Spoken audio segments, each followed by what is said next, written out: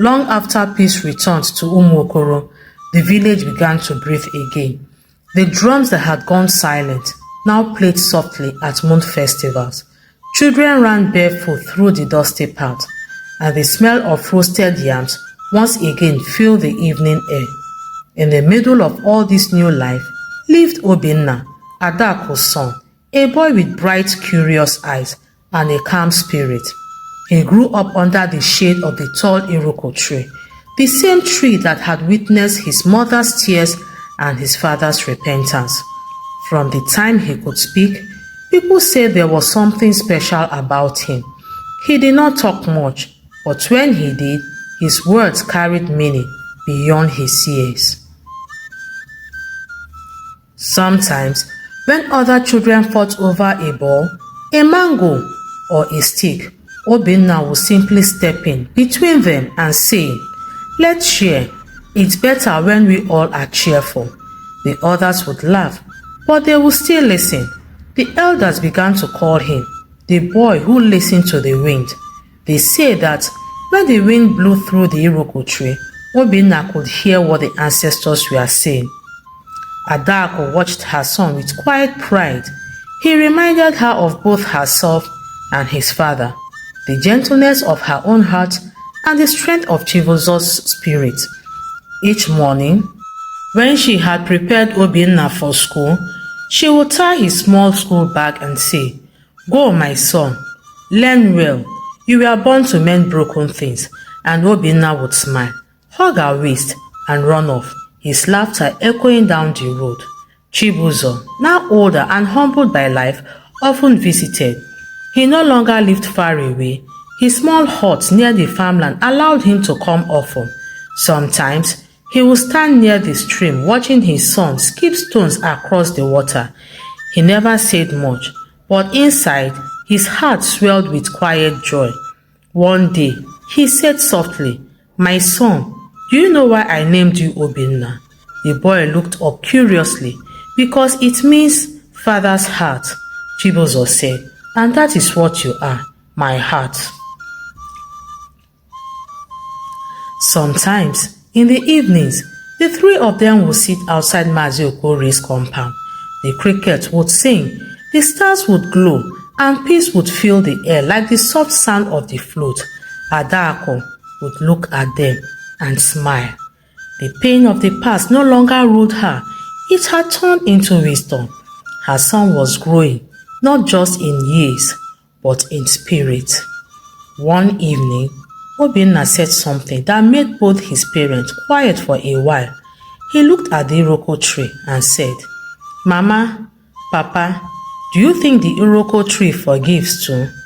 Chibuzo smiled faintly and said, "Yes, my son. The Iroko tree forgives every time the winds bend its branches. It still stands tall after every storm." And Adaku added softly, "That is why peace lives here, my son, because we chose not to break when the wind was strong." From that night, Obinna began to sit often under the Iroko tree, listening to the wind move through its leaves.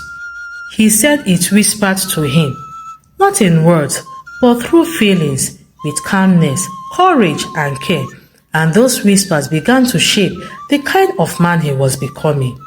Years passed, and Umuokoro grew stronger. The markets were lively again, the farms were green, and peace filled the land like a cool breeze after rain. People often said, since Adaku returned the cowries, our village has known rest. But peace, like a fragile pot, must be handled with care, because even the smallest crack can make it leak again. One year, a land dispute began between the families of Okafo and Ezano of Umuokoro village. It started with a small piece of farmland by the stream. Both families claimed it was theirs. At first, the elders thought it would end quickly, but pride soon entered the matter. The men began to raise their voices. Their wives added fuel with bitter words. The peace that Umuokoro had enjoyed for years began to shake. Adaku, now older and wiser, watched with concern. She knew how pride could destroy families. She had lived through it. One evening, She called Obinna and said, "My son, you are no longer a boy. The people listen to you. When you see anger rising, speak with calmness. Don't let the same shadow that darkened our family fall upon this land again." Obinna nodded silently, her words sinking deep into his heart. The next day, as he walked home from the stream, he met some young men from both families arguing loudly. They stood at the edge of the farmland, pointing fingers and shouting. Obinna stopped, looked at them quietly, and said in his calm voice, "My brothers, if both of you fight for the same ground, who will the earth belong to when blood touches it?" The men were silent for a moment. His words were simple, but they carried weight. Even the wind seemed to pause. Then one of the men muttered, "You talk like an elder, Obinna. Who taught you such words?" He smiled faintly and said, "The wind. It speaks when hearts are quiet enough to listen." The men laughed lightly, and the heat of anger cooled for that moment, but the quarrel did not end completely. It moved to the elders' council, where old men gathered under the iroko tree to judge the matter. Each family came with their claims and witnesses. The atmosphere was tense. Voices rose, and at one point, one of the elders even slammed his walking stick on the ground. Adaku and Nneka sat at a distance, watching. Nneka whispered to her daughter, "This is how it began between your father and Mazi Ogbuefi long ago. Small words that escalated into shame." Adaku nodded sadly. "Yes, Mama, pride always starts small, then it spreads like fire on dry grass." The case dragged on for weeks. Rumors spread across the village that someone might even take the matter to the city court, and slowly fear crept back into the hearts of the villagers, fear that the cause of pride was returning. One night, as Obinna sat under the iroko tree, he heard the wind move through the leaves. Whispering softly, he closed his eyes and listened. It felt like a quiet voice saying, "Go, my son. Peace must not die again in this land." He opened his eyes, stood up, and made a decision. The next morning, before sunrise, Obinna went to visit one of the elders, Mazi Udo, a wise man who had lived long and seen much. He was known across the neighboring villages for settling quarrels without raising his voice. The young ones called him the man who carries calmness in his eyes. The village roosters had just finished crowing when Obinna reached Mazi Udo's compound. He was a man with white hair like cotton and a calm face that carried no anger. His compound was quiet. Only the sound of birds and the gentle rustle of leaves filled the air. Mazi Udo sat on a low wooden stool, carving a walking stick with steady hands. When Obinna greeted him, he smiled and said, "My son, I have heard your voice in this land. They say you speak softly, but people listen. Sit. Tell me why you have come. I sense your spirit is troubled." Obinna bowed slightly and took a seat on the old wooden mortar before him. Its surface once smooth from years of use as a chair. "Mazi," he began, "there is trouble again in Umuokoro. 2 families fight over farmland near the stream. The elders and their children are angry, and the whole village has become restless. If nothing is done about it, then there will be chaos." The old man stopped carving and looked at him with calm eyes. "You speak like one who carries the burden of many," he said gently. "Tell me, who are you to these people?" "I am no elder," Obinna replied quietly. "I am just the son of Adaku, the woman who returned part of her bride price so that peace would reign again." Mazi Udo nodded slowly. "I remember her," he said. "I remember that day under the iroko tree. She gave cowries to the land and received peace in return. Now I see her peace has grown into you." He leaned forward and spoke softly. "My son, listen. When 2 people fight, pride is the shadow that hides behind them. You can't kill pride with force. You can only starve it with wisdom." Obinna looked puzzled. "Starve it? Mazi, how?" The old man smiled faintly. When a proud man sees no one arguing with him, his pride begins to hunger, and when hunger grows long enough, even pride will kneel. Obinna was quiet, thinking about the words. Mazi Udo continued, "The land remembers your family's tears. Don't let this quarrel become another cause. Call the two families, not to argue, but to work together on the same soil they fight for. Let them till the land, plant the same seed, and share the harvest. If the earth sees unity, it will shame their pride."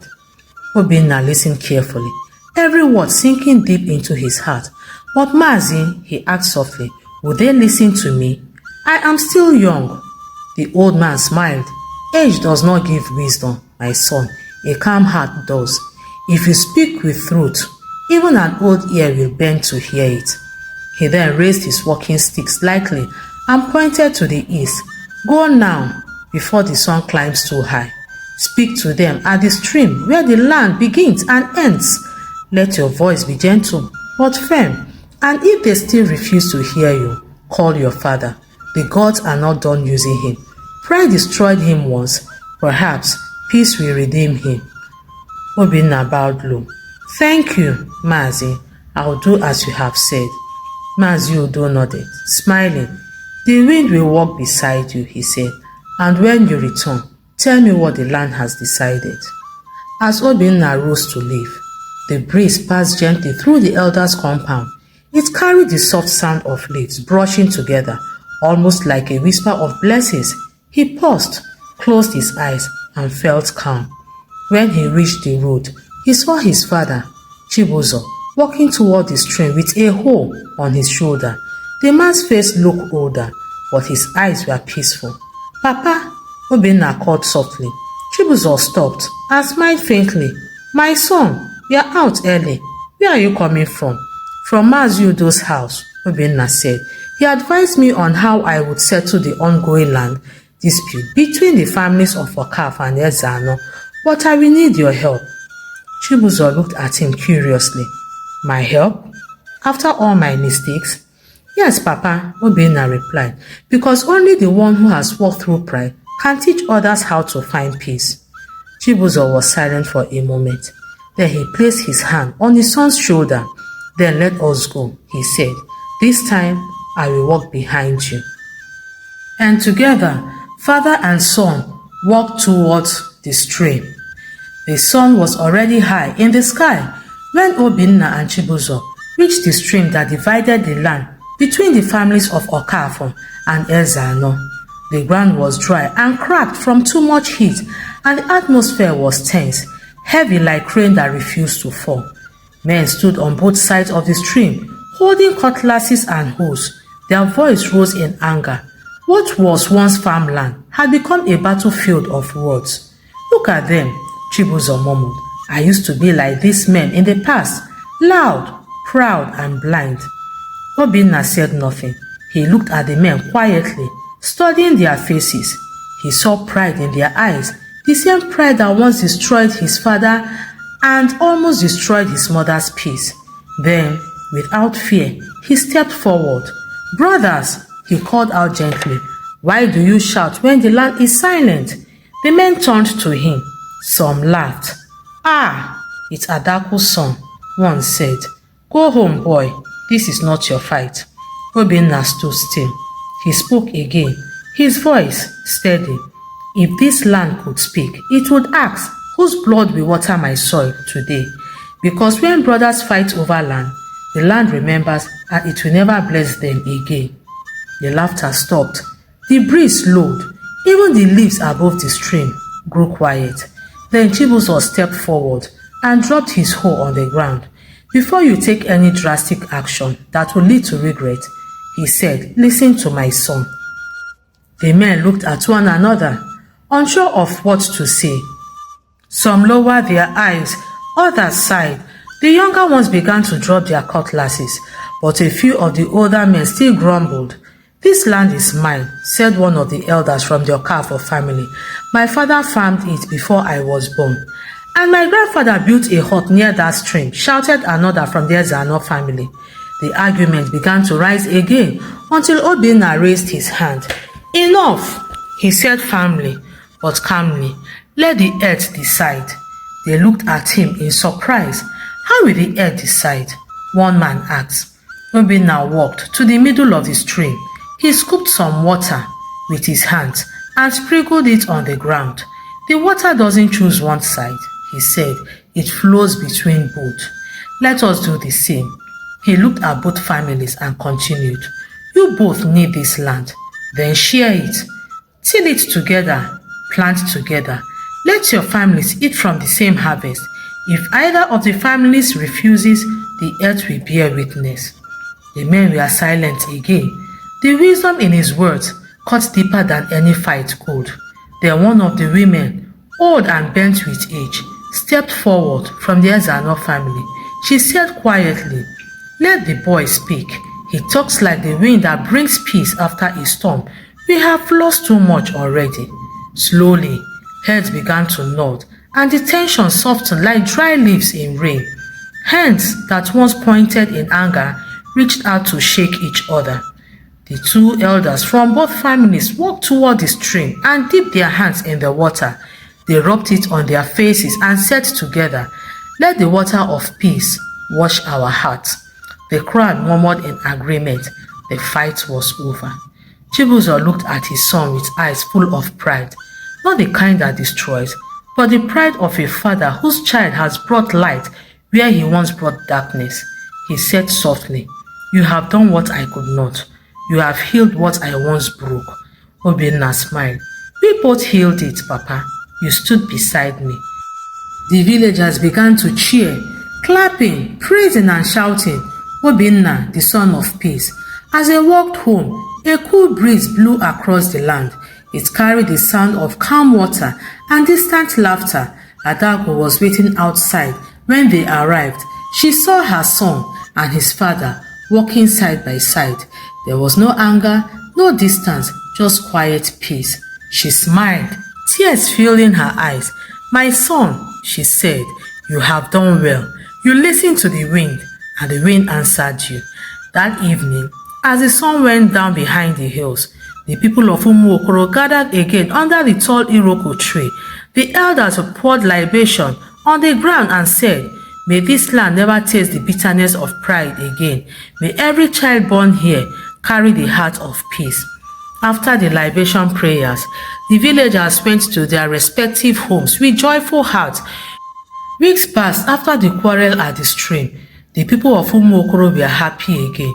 The air in the village felt lighter. The laughter of children filled the evenings, and the sound of drums returned on market days.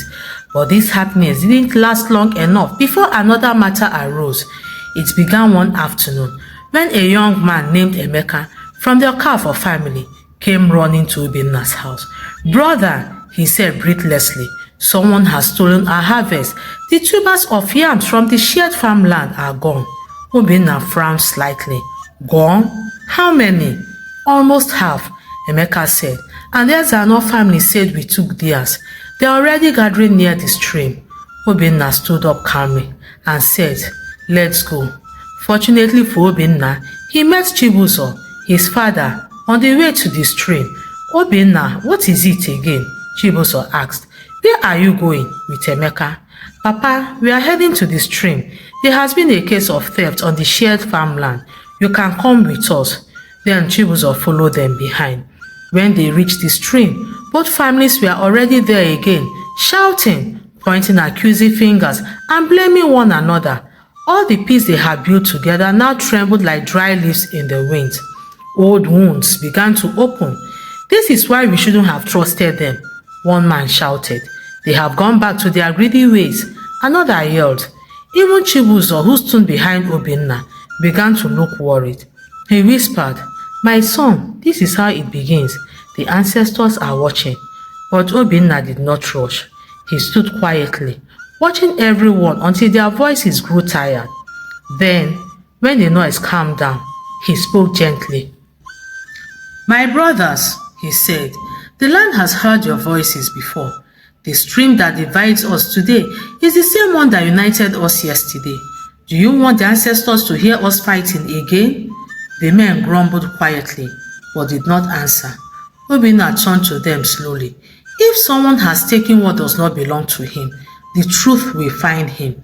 But if we all fight now, the real thief will stand in the shadows and laugh at our foolishness. The men began to murmur among themselves. One of the elders said, "The boy is right. The air does not hide lies for long." Obinna then did something strange. He knelt down, picked up a handful of red earth, and said softly, "This land fed our fathers, it fed our mothers, and it now feeds us. If any hand among us has stolen from this land, may that hand not know rest until it confesses." He placed the soil back and poured a small amount of stream water on it. The villagers watched in silence. Then one of the younger men from the Ezano family began to tremble. His eyes dropped to the ground.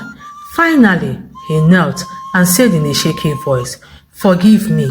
It was I who committed the act. I took some yams to sell in the market. My mother was sick and I had no money." The crowd gasped. Some shouted angrily, but Obinna raised his hand. "Peace," he said. "He has confessed. Let his honesty wash away his wrong." He looked at the young man kindly. "Next time, ask for help. A problem shared is half solved." The men nodded slowly. The anger in their hearts melted into pity. They helped the young man stand, and one of the elders said, "Let us give him some yams for his mother. The land will bless us more for it." Chibuzo smiled softly as he watched. He whispered to himself, "My son truly carries the spirit of peace. He listens not just to people, but to the voice of the wind." That night, Umokoro slept in harmony again. The moon shone brightly above and the iroko trees swayed gently. But as Obinna lay on his mat, he had a strange dream. He saw his grandfather, Mazi Okori, standing beside the same iroko tree, smiling. Beside him stood other ancestors of the village. They looked peaceful, clothed in white. In the dream, Mazi Okori spoke softly, "My son, you have done well. You have closed the wound we left open. Tell your mother that the land has accepted your peace." Then the wind blew gently through the dream, carried the voices of unseen spirits singing a slow tune of blessing. Obinna woke up with tears in his eyes. He looked toward the open window, where the night breeze touched his face, and he whispered, "Thank you, my ancestors." When he told his mother about the dream he had the next morning, Adaku smiled with joy. She lifted her hands to the sky and said, "Your grandfather's soul is free. The curse that once held our family has truly ended." Many years passed in Umuokoro. The village changed slowly, like a river carving its own path. New houses rose where old huts once stood. Children who used to chase chickens were now strong young men. And under the great iroko tree, the same tree that had seen pride, tears and forgiveness, a new story continued to grow. Adaku had grown older. Her once smooth face now carried gentle lines of wisdom. Her hair, once thick and black, was now touched with silver, but her spirit still shone bright like morning sunlight. Every day, she swept the compound before sunrise, greeted her neighbors, and sat near her small market stall, selling palm oil, peppers, and soap. The villagers still called her the woman with the calm spirit. Her son, Obinna, had grown into a tall, calm young man, happily married, blessed with children, and respected in the village of Umuokoro. In time, he took as his wife a young woman named Nkem, a kind soul from the neighboring village of Umuawolo. Her smile was quiet, her heart patient, and her words soft like morning dew. She listened more than she spoke, and when she did, her voice calmed the heart. The people of Umuokoro often say, Nkem is the wind to Obinna's peace, gentle, steady, and always near. Together, they raised their children with love and humility, teaching them the same lesson their parents once learned, that pride breaks, but peace builds. Obinna now helped settle small quarrels among villagers, just as Mazi Udo once did.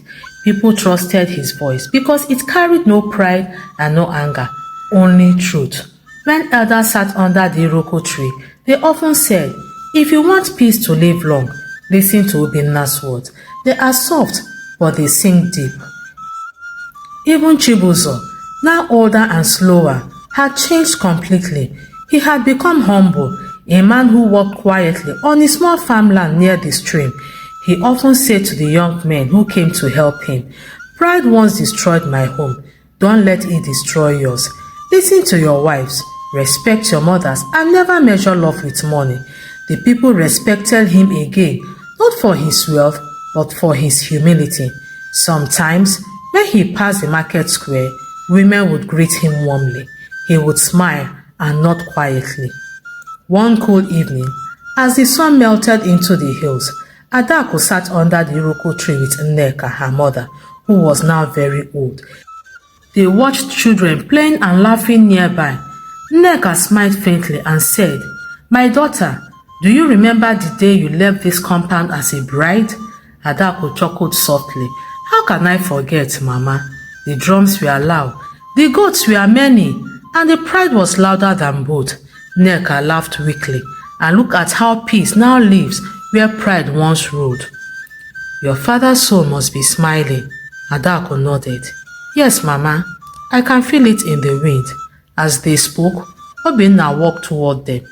He carried a small calabash filled with palm wine. "Mama," he said respectfully, "Papa says we should pour a little palm wine for the ancestors tonight. He says it's been 20 years since grandfather joined them." Adaku nodded with a smile. "Go on, my son. Let the earth hear our gratitude." Obinna knelt before the iroko tree, poured the wine slowly onto the ground, and said softly, "To the spirit who walked before us, to my grandfather, Mazi Okore, to all who taught us peace through pain, we thank you. The land is calm again, and our hearts are full." The wind blew gently through the branches, and the leaves of the iroko tree rustled like clapping hands. Nneka whispered, "Do you hear that, my daughter? The ancestors are answering." That night, the village slept peacefully. The moonlight shone brightly on the iroko tree, casting long shadows over the red earth. And in the quiet breeze, it was said that a soft voice whispered, "Peace has truly come home." Years later, when both Nneka and Adaku were gone, the people of Umuokoro built a small wooden bench under the iroko tree. On it, they carved words in simple letters. Here stood Adaku, the woman who returned peace to her land. From that day on, whenever there was a conflict in the village, people would gather under the iroko tree. They would sit quietly before speaking, remembering how pride once destroyed and how forgiveness rebuilt. Sometimes, Obinna, now an elder himself, would sit there with children gathered around him. He would tell them stories of his mother, his father, the white goat with a bag of cowries, and how peace came to live among them again. His voice was calm, his eyes gentle.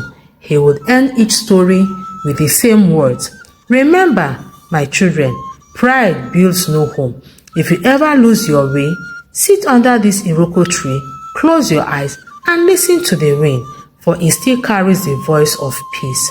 The children would nod quietly, their eyes wide with wonder, and as the evening sun set behind the hills, the iroko tree would stand tall and proud, not as a symbol of pride, but as a living memory of love, forgiveness, and peace. And so, dear friends, peace finally found its true home in the village of Umuokoro. It did not come through wealth nor through power, but through forgiveness, humility, and courage to listen. From Adaku's tears came wisdom, from Chibuzo's regret came repentance, and from their son, Obinna, the boy who listened to the wind, came the kind of peace that lasts for generations. So, when next you walk through a storm in life, remember this story. Peace is not the absence of pain. It is the strength to stay calm inside it. And forgiveness is the true bright prize that frees the soul. If this story touched your heart, share your thoughts with me in the comments below. Give it a like, share it with your loved ones, and subscribe if you haven't done so already. Don't forget to turn on the notification bell so you won't miss the next story. Thank you for watching, and remember, every tale carries a lesson if only we choose to listen. Until I bring another true life tale your way, goodbye and remain blessed.